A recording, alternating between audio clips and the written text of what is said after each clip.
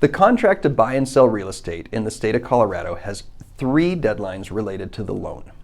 The first is the loan application deadline. That's the date by which the buyer has to actually apply for their loan.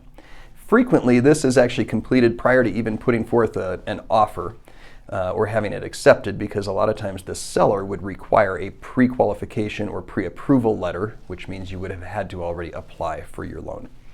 The next deadline is the loan terms deadline. So that's the deadline that the buyer has to determine if the loan that they're looking for, if those terms exist.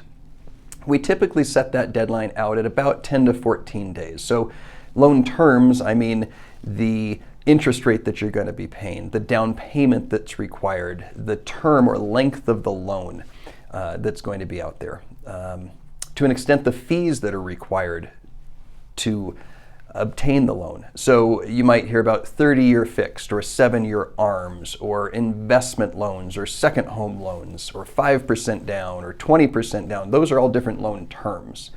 And again, we normally set that deadline for about 10 to 14 days after the contract has been accepted by the seller and buyer. Then the last deadline is the loan availability deadline. And that's the deadline that the borrower has to be fully approved for the loan.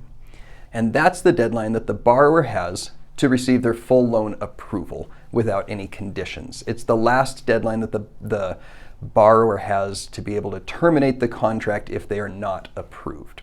So that's it.